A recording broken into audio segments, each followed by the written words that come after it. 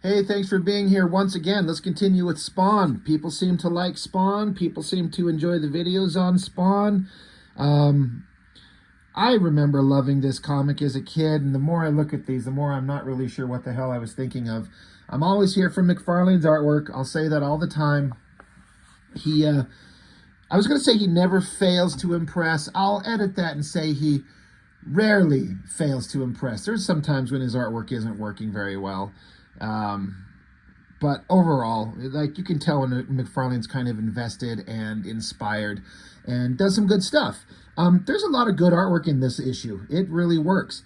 The story, though, the last issue, amidst all the talking and all the going back and forth, Spawn finally had some kind of spark in his memory.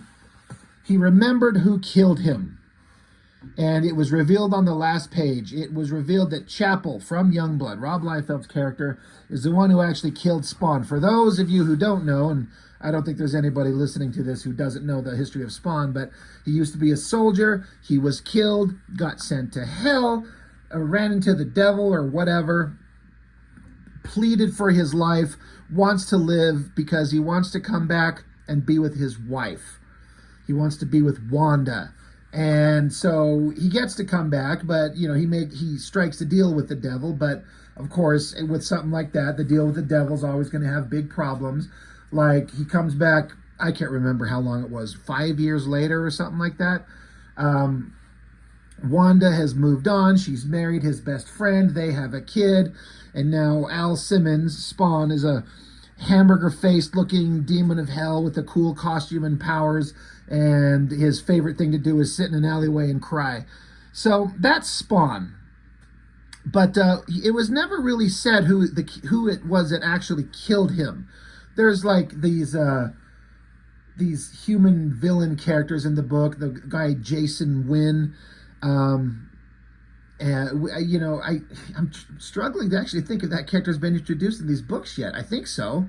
The stories never really captured me. They never really kept me interested. So I don't remember exactly. But anyway, you know, there's the people who are, you know, in control doing all the bad stuff. But then there's the little guys that do the actual physical work. And that's what Spawn figured out, is who actually pulled the trigger to kill him. And Chapel from Youngblood was his teammate and theoretical best friend, and Chapel turned on him and killed Spawn somehow, some way, somehow. Who knows exactly how? Well, that's what we're going to find out in this issue. Generally speaking, you know, before we kind of go through this whole thing, I'll say, having flipped through this thing and kind of re-familiarized myself with the story, the entire basic concept of the story, I'm kind of okay with it. Kind of works. I kind of like it. The problem is McFarlane's execution. Specifically, he won't shut the fuck up with the words. He cannot but type 10,000 words per page. And it goes on and on and on, and it says nothing. It tells you exactly nothing.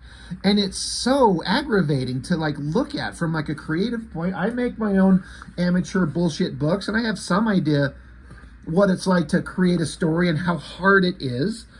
And you could also make the argument that McFarlane's very successful, so what the hell do I know? Well, nothing, except my own personal opinion. And when I flip a comic book open, and this is what I start out with, the first thing that I think to myself is, fuck that. What am I here? Like, I'm here to see Todd McFarlane's amazing artwork, and he just gives us a bullshit page to just like, I mean, does he draw this? I don't know. Is this like the letterer doing it? I don't know. It's just too much. Now, I'm not objected to reading words in a story, but you have to be really good at it to make it really interesting. And I'm sorry, Todd McFarlane. You are not Shakespeare. You are not Alan Moore. You are not Chris Claremont. You are not Frank Miller.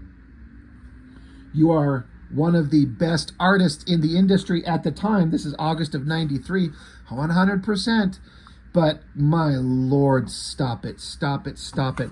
So it's basically And this follows through the entire issue, where Spawn is thinking to himself about everything that he just found out.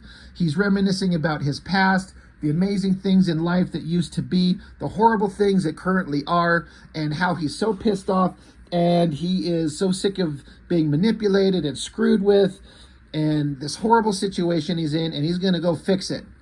He's going to start taking control. In between all this yapping, there's sound effects. Ping, ping, tick, tick, tick, puck, puck, puck, puck, puck. And then it says, come on, kill him. Yeah, get him. Yeah, come on. You're like, well, what the hell is this?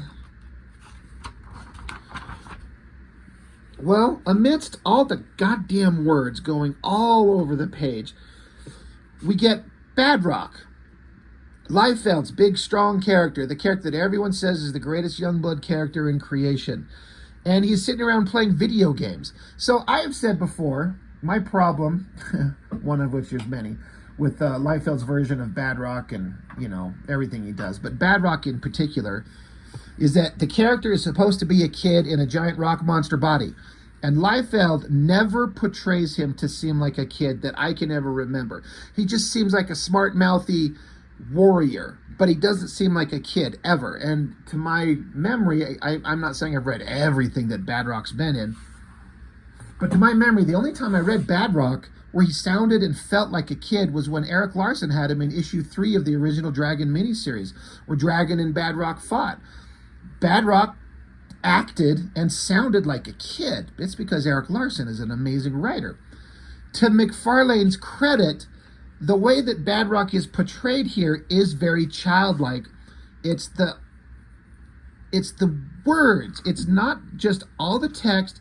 It's all the shit that Badrock is sitting here saying. Like, I understand to get characterization in a comic book, we have to, for the most part, read something to inform us on the character. But you can either have them saying things, or you can have thought balloons to imply that these are just their inner thoughts, their inner monologue, or thought balloons were done away with by most companies for whatever reason. And then it would just be boxes of their inner thoughts. But the text is just Spawn, like, going on and on and on about Chapel. He used to call him a friend. Once together we had a few laughs, and we were this and we were that, and he was considered for the Youngblood program, and death was something that was never far from Chapel. He was also always about the women. He was always getting laid. He was always getting sucked off. And then there's a moment here in one of these boxes of text. It's probably in another page. It doesn't look like it's here because there's so goddamn much. Basically, it's setting up, the idea is that Spawn is talking about who Chapel was to him to establish their relationship. There's probably a million different better ways to do it than this. So separate of that bullshit text, you got Badrock playing a video game. And I don't mind Badrock playing a video game. That's kind of fun, I guess. But he's sitting here talking out loud to himself. Nobody sits at a video game and talks like this out loud to themselves. You sit there and you grunt and you scream and you yell fuck when you die and God damn it and things like that. But you don't just sit here and I gotta get just one more guy and I'm on to level 6. This game's rad. A lot better than that sucky Shaft game. That was limp. Ouch. I never let my name go on a bad game. He must have needed the cash. I could get a bazillion points on this one. Kill him over there. It's just going on and on and on. And I guess the funny part is that Badrock, because he's so big and so strong and getting so into the game, he accidentally snaps his controller in half. And he's pissed off as, oh God, not now. And then the screen goes blank. And so he's talking out loud to himself. This is the 100th one I've broke. Can't they get it right? I mean, they can put a man on the moon, but how come they can't figure out to build a handheld controller big enough for me? Plus, they dock my pay every time I break one. Nice incentive program. Ain't my goddamn, he just keeps going. He says they had a heart attack when I asked for an arcade game. He just keeps talking. Todd, we do not need all of this. But the basic premise, again, coming back to it, Spawn knows that Chapel killed him. Spawn is pissed and on the hunt. Well, where is Chapel at? Well, he's with Youngblood, presumably in Youngblood headquarters. So here we are. So the basic story I'm on board with. Meanwhile, we cut back to another page. Badrock's still pissing and moaning. He's still yapping on and on and on. And then he gets a communication comes through, and it's Shaft. And this is one of the dumbest pictures of Shaft ever. He looks like he's stoned off his ass. Look at him. He's like, hey, bro, how's it going, man? But he's calling Badrock. He's like, come in, boy. Badrock's, yeah, I'm here. What's up? Hey, we're in the training room, and I just wanted to check in and see how you're doing. I wanted to make sure you weren't using our security monitors as a means to play your video games. And Badrock's like, And Shaft continues, being part of Youngblood involves discerning when and where it's time, your time is appropriate for our needs. Get my drift? So they're implying that Badrock's childish, which is in, proper characterization for who he's supposed to be. Blah, blah, blah, blah, blah. Lot more text, lot more, goes on and on. But meanwhile, the basic story, again, the basic premise, while they're going on and having conversations, they're in Youngblood headquarters doing Youngblood shit, you see Spawn's cape billowing behind Badrock. So Spawn has arrived. He's in Youngblood headquarters. Now this, the basic idea, I'm here for. Like, all right, this is awesome. Cut to another scene. You got Chapel slicing through something.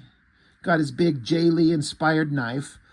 You got Die Hard with this stupid Captain America shield doing a little jump deflect thing. I mean, that's kind of cool. Again, most of the artwork, I'm kind of fine with. I'm not a huge fan of McFarlane's Badrock. Stone Shaft is kind of weird. But all of this stuff I kind of dig. That's a good drawing there. I like the laser hitting the shield there. But they're in a training session, because that's what happens in all these superhero comics. Everyone's in a training session, and then Shaft shows up, and he's like, Badrock, he's still talking to him on a communicator. Can you tell Riptide that it's time to relieve you at Sector 1? And blah, blah. They're just having little conversations back and forth. And Shaft's saying, hey, guys, we got to shut it down. We've got some kind of group meeting in 20 minutes. And Chapel's like, not me. You babies quit if you want. I'm just getting warmed up. To show that he's a very intense bad guy. Artistically, look at this shot of Die Hard standing in the background with the shield in the air. What the hell is that? I mean, what is that? Is he like stretching? Like doing a little side stretch? What? I don't get. It's really weird. But yeah, that shot of Die Hard with the shield getting hit is cool. And that shot of Chapel, like the shadowed in face, the eyes in the mouth, the gold chain around his neck with the very Spawn looking, Spawn skull necklace. So that looks all good. But Spawn is saying through all the text, he can hear his former comrade down the hallway, and it really boils his piss. So he's gonna get him. He's gonna do something. But again, from a visual standpoint, I think this is awesome. Spawn is here. He's like, one final reminder before I take him out. So he's there before he finally commits to an attack. He just has to psych himself up, and he just says one word, Wanda. He just reminds himself that he's lost the love of his life, and that's why his existence is what it is. So off he goes. Good silhouette of a hand. That is a tricky angle to draw it from and to just turn it into an all silhouette. I mean, it reads to me perfectly clear. I think it looks great. This shot of Spawn just standing in the shadows, another close-up of Spawn. I love that McFarlane shut the fuck up for 5 seconds, but then I think he about died. And so then he's like, okay, boom. I guess he gets through the door. Spawn standing there. And so now the text keeps going. The deafening sound of steel ramming steel starters, the 3 Youngblood members, blah, blah, blah, blah, blah. Although he doesn't move, his cape and chain seem to flit about, snapping like caged animals getting ready to feast. He spots Chapel no more than 30 feet away, and his heart, if that's truly what it is, skips a beat, and yet he does not move. He has decided that, blah, blah, blah, blah, blah, blah, blah. He also wishes to not waste any more of his precious powers, but he knows he has no choice. Again, for those who don't know, Spawn has a finite amount of power. That's what this is. It started at 9999. Every time he uses some power, it drains. Why does the devil send his little spawns to Earth with a power limit to just come back to hell when you're done? I don't get the point. Besides, there's like a ticking time clock kind of element.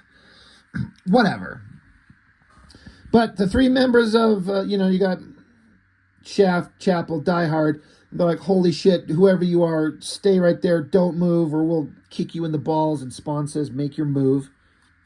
So fight's imminent, and then boom, like a dummy, Badrock just barges into the room, smashes the wall down. And so, Badrock walks in. Yo, dudes, what's up? Someone tripped the silent alarm. So where's the action? And then he just looks over and sees this Spawn guy standing there. And like a dumbass kid, he's like, oh, great, another member. You must be from the Youngblood Academy. Awesome cape, dude. So I think that's actually kind of a fairly kind of funny and interesting, childish way to look at it. He's like, this couldn't, even though there's an alarm going off, someone tripped a silent alarm. Here's this dude in this giant billowing red cape. He just assumes it's a new member from the Youngblood program. And he's like, dude, that's awesome. Your cape is badass. So he's appropriately stupid, but for some reason he's one of the most valued members of the team. So Spawn, this is McFarlane doing the great artistic thing. The coloring is awesome. The way he's like kind of like with his arm in his hand, it's like he's just, I don't know how to describe it. Like he takes his hand and just, pulls his hand up magically, and he just kind of twirls away. I don't know. I can't verbally explain it, but visually you get it. He's teleporting away magically. And of course, God damn it, McFarlane, he has to he has to spend 1,000 words explaining it.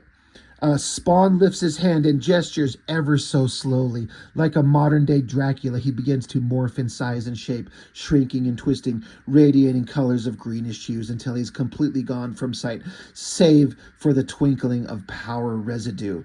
This was a pre-calculated energy drain. There was no other choice. Jesus Christ, we don't need any of that. He just needs to do that and have the other guys go, what the fuck, where'd he go? And so Badrock's like, hey, by the way, not only is Mr. Cape Guy gone, but Chapel's gone too. They're like, oh, shit, fine, shit. So, Shaft starts yelling out superheroic orders. Hey, we got to check for security breaches, and we got to this, and we got to that. So he says, Bedrock, and then Bedrock goes, Badrock, and Shaft goes, whatever. Literally, they correct it. So this is amongst the time when, that name switchover had to happen. But anyway, we got to search him out. We got to find him. Let's go, team. So they got to charge off and track down their buddy Chapel. And they're like, we got to show the guy in the cape that he doesn't mess with us if Chapel doesn't kill him first. Meanwhile, interlude. We're back with Terry Fitzgerald, the best friend of Spawn who married his wife years later and has a kid with them. God, it just goes on and on and on and on. He's worried about something, and his wife, Wanda, Spawn's former girl, she's awake. She wants to know if she can help. He says, no, you can't help me. I'm going to go check on the kid. He checks in there. The little kid's asleep. It's fine. There's so much word going on here. It doesn't tell you anything. You could pare this down to just a few basic panels of text to tell you everything you need to know, and then just let the visuals carry it. It's so overdone. But McFarlane draws cool guys. The coloring looks great. McFarlane's never been known for drawing hot girls, but, it's pretty good. But, we got to touch in with Spawn, then we got to touch in with Wanda and her husband. Now we got to touch in with, Sam and Twitch. God, there always seems like they're just standing around doing nothing. One of them being a big fat guy and one of them being a little wormy, skinny guy, making goofy faces, talking while they're trying to investigate Spawn and all the weird shit. Never was interested in Sam and Twitch, really. Like, when this comic first started, I kept thinking, well, maybe this will go somewhere, and it just never seemed like it did. Anyway, can we get back to the shit we want to know? Boom. Nearly 8,000 miles from Youngblood headquarters lies a certain swamp in Botswana. A green mist swirls there, visibly taking forms. The two human forms take a few minutes to recover from the sadistic experience of teleportation. Puking helps. Do we need to know any of that? Just say thousands of miles away in a Botswana swamp. Poof, there they are. That's all we need. So you got Chapel and Spawn. Chapel looks pretty badass. McFarlane will never fail to do a badass Spawn, especially when he does this heavy kind of almost Mignola type heavy shadow thing going on, and then his cape impossibly long and going everywhere. That shit looks so cool. But Spawn's like, hey, you haven't forgotten about this place, buddy. And Chapel's like, I don't pay attention to the landscape when I'm working. So Spawn starts crying like a little bitch. He's like, you never gave a damn about anything. Even your so-called friends. What happened to you? Blah, blah, blah, blah, blah. You just wanted a target. Friend or foe. What's the difference? You're just a murdering machine. So Chapel he's like, you don't know a damn thing about me, buddy. If we're going to fight, let's get on with it. Otherwise, get the hell out of my way. And Spawn, he's like, always the tough guy, eh? I'd forgotten how deep your arrogance could be. Everything I am, you gave to me in a roundabout way. The devil didn't make me, you did. He only took advantage after I was dead. As for fighting, you're damn right we're going to fight. And by the way, your signal device, I've scrambled the signal. Your friends won't be helping you today. So yeah, Chapel's got some kind of like beeper on him, but Spawn's neutralized it. And it says here, Spawn removes his cape in preparation for battle. I don't know if McFarlane was supposed to be showing that he's removing his cape here and then it's just gone, or he just forgot to show it, but he put it in the text. So they fight. Spawn's punching Chapel. He's yelling at him, nuts. Haven't you been listening? You've killed me, stolen everything from me, and you don't remember it. We're going to pause for a Spawn poster by Walt Simonson. It's all right. It's fine. That looks fine. Anyway, Spawn, he's back to screaming. Look what you've made. So he rips his mask off, got the hamburger face. I love the panels. I like the panel layouts, breaking the borders there. The coloring looks awesome. Like, again, artistically, here's what I wish somebody could do. Just take this and eliminate all the words and someone else rescript this into something a little more simple. I bet it would be 100 times better. Keep the art. Somebody rewrite this thing. But he's screaming at Chapel like, look what you've made, look at what you've made. I thought we were the same, that we loved our country and would kill for it. But friends, you don't slaughter friends. It was the enemy we were after that day. Guess I made a fatal mistake in trusting you. And Chapel doesn't understand who he's talking to. He doesn't know who this is yet. But this evil, sadistic look on Chapel's face, I dig it. That looks awesome. Chapel says it's going to be a pleasure breaking your scrawny neck. This ends now. And so it said somewhere, this is what I was looking for in that sea of text, and I missed it somewhere, and who fucking cares? But when Spawn was telling us that he was so good with the ladies, oh yeah, right here, he was always with women, and so much so that he had one or two women all over him, and they called him the Don Juan of killers. Something that only Al ever called him. So now that they're back over here, Al says that. He's like, you haven't changed in all these years. So full of yourself. Always did think you were the best. Even with the ladies. Isn't that right? Don Juan of killers. And so that, now with the close-up on the eye, is what makes Chapel realize who this could be. Because only one person knew that name and called him that. So he pieces it together. This is Al Simmons. Oh my God. How many words need to be on a fucking page? So it's kind of a flashback, I guess, in Chapel's mind with Jason Wynn giving him some orders. That is a great shot. That drawing right there. I love that shot of Chapel. That skull paint. That's the whole thing on his face. It's always supposed to be skull paint. I don't know what we're supposed to be with the teeth. It was like painted on the way that Liefeld always portrayed the character. So I don't know. McFarlane makes it look creepy, but it doesn't make sense unless the teeth are painted on. I don't know, but that looks awesome. But basically, hey, you're supposed to kill Al Simmons, so you're going to go on a mission. You're going to be out there, and it shows it right here. Chapel puts this giant laser gun right in the face of Al Simmons and just vaporizes him. That's pretty gruesome. It's pretty awesome. Like the blood borders, that works. So much text.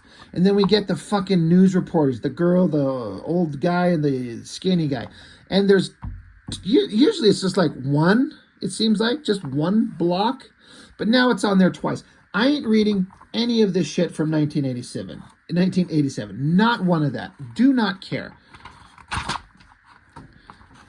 Let's get back to the shit we care about. Chapel's like, dude, you can't be real. Punch him in the face. Again, artwork is great. Good action scenes.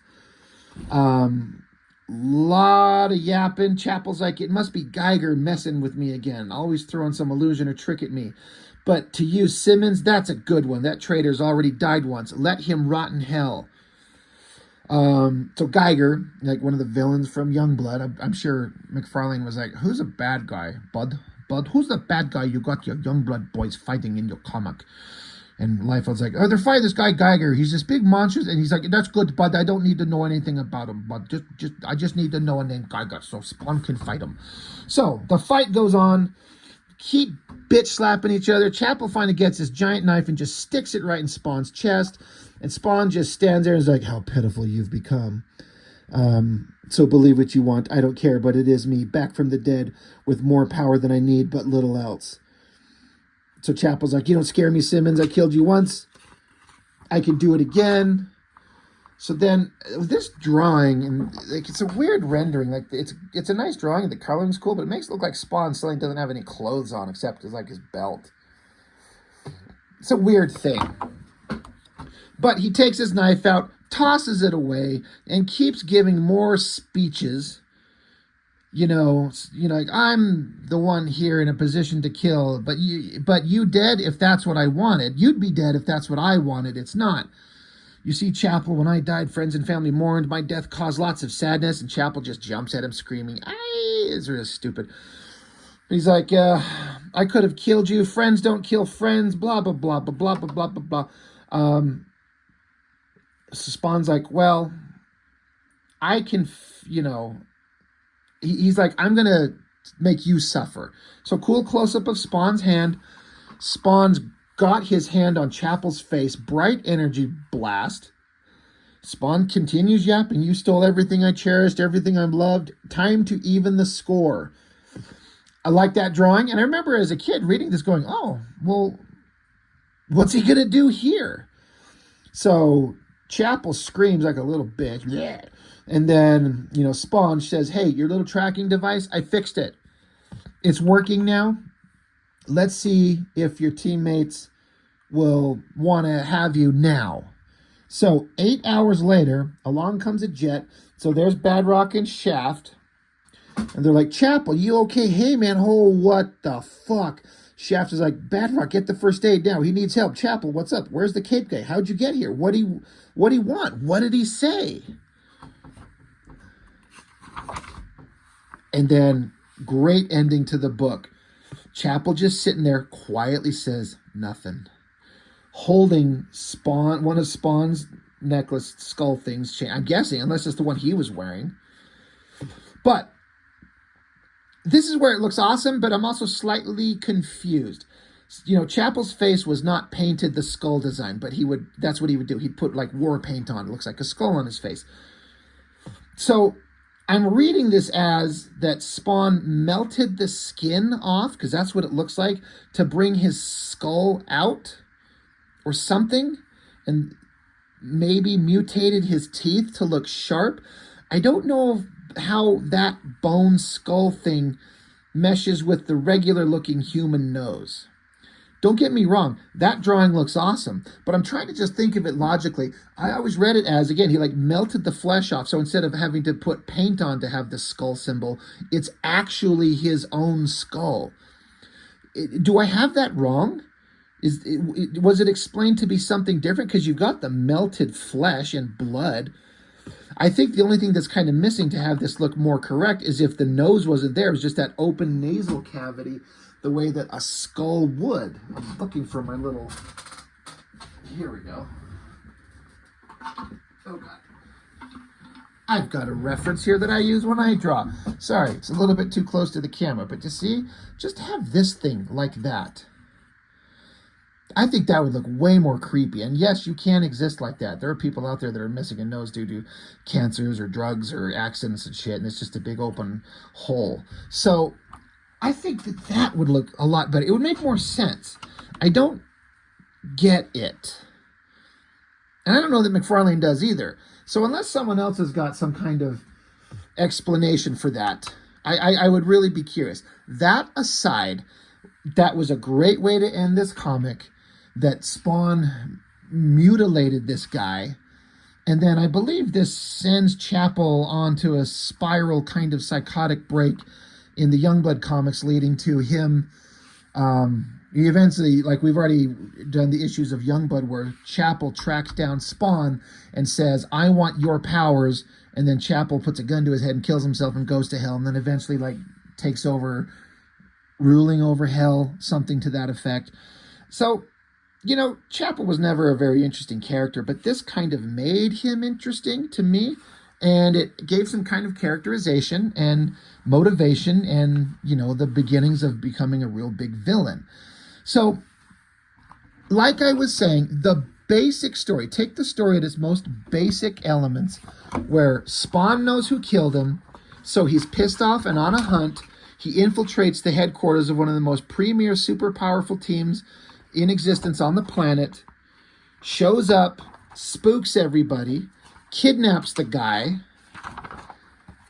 takes off to one of the place where I guess Chapel killed him, have a big old fight, stabbing at each other, you know, secrets revealed, words being said, and then Spawn mutilating him to make him horrific.